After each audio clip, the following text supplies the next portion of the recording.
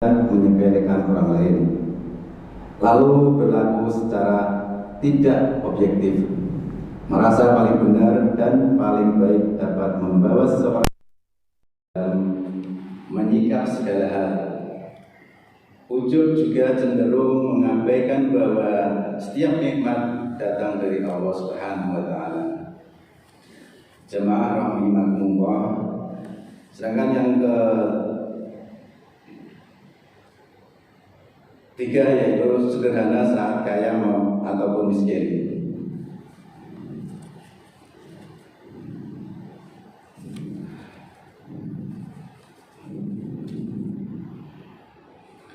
Yang kedua jamaah rahimahullah, yang kedua yaitu takwa kepada Allah tadi belum.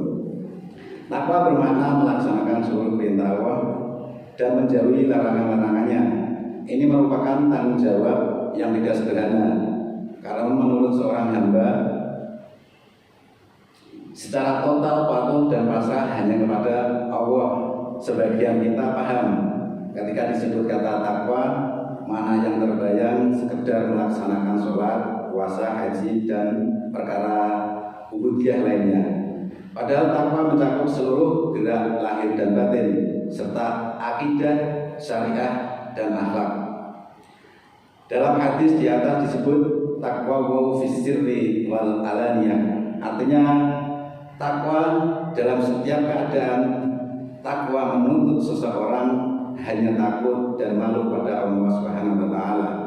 Dalam Al-Quran, Allah Subhanahu wa Ta'ala berfirman dalam surat At-Tolak ayat yang kedua, wa may yattaqillaha yaj'al lahu makhraja. Siapa yang bertakwa kepada Allah, dia akan menjadikan untuknya jalan keluar. Jemaah rahimahullah,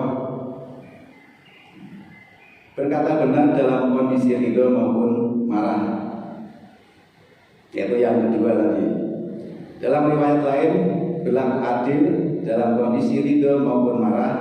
Al-adlu fil ridho wal ghulal. Emosi kita yang pasang surut tak boleh menggoyahkan kita untuk tetap berpegang pada kebenaran dan keadilan. Yang haram tetap haram meskipun kita menginginkannya, dan yang halal selalu halal kendati pun kita tidak menyukainya. Karena itu berkata benar dalam segala kondisi ini merupakan lawan dari perilaku perusak, al-ijabul mati binafsih, ataupun ujub terhadap diri sendiri. Membahagiakan kualitas diri sendiri bisa menjerumuskan seseorang kepada tidak menyepelekan orang lain, lalu berlaku secara tidak objektif, merasa paling benar dan paling baik dapat membawa seseorang tak adil dalam menyikap segala hal. Ujub juga cenderung mengabaikan bahwa setiap nikmat yang datang dari Allah. Untuk yang ketiga yaitu sederhana saat kaya ataupun miskin. Hal ini menjadi ciri dari kedewasaan seseorang dalam memaknai kekayaan. Kekayaan tidak diartikan sebagai tujuan ataupun ghaya, melainkan sebagai sarana atau wasilah. Karenanya penggunaannya pun seyogianya disesuaikan dengan kebutuhan negara. Sederhana bukan berarti kekurangan, apalagi kelebihan. Anjuran hidup sederhana dalam kondisi apapun sangat relevan bila dikaitkan dengan hakikat harta yang sejatinya karunia Allah. Di dalamnya ada hak untuk dirinya juga untuk orang lain. Jangan sampai kita menjadi kikir ataupun suhun yang menjadi salah satu perilaku perusak dalam hadis di atas. Bakhil pun tak meski hanya dalam dilakukan oleh orang yang berharta melimpah, karena bakhil selain berkaitan dengan kekayaan juga perbuatan seseorang. Rasulullah Shallallahu Alaihi Wasallam bersabda, "Iyyakum wasukha fa innama ahlaka man qablakum sukha." Yang artinya jauhilah perbuatan sangat pikir karena ia merusak orang sebelum kamu. Hadis riwayat Abu Dawud.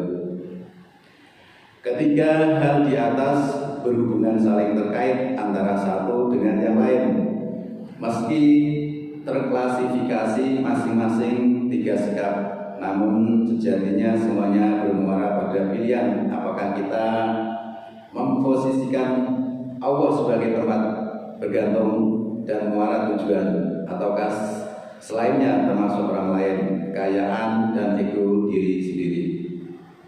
Demikian jamaah yang dapat kami sampaikan. Mohon maaf atas segala kesalahan dan kekeliruan dalam penyampaian. Kita tutup dengan doa kafaratul majlis. Subhanakallahumma wa bihamdik, asyhadu an la ilaha illa anta, astaghfiruka wa atubu ilaik. Wassalamualaikum warahmatullahi wabarakatuh.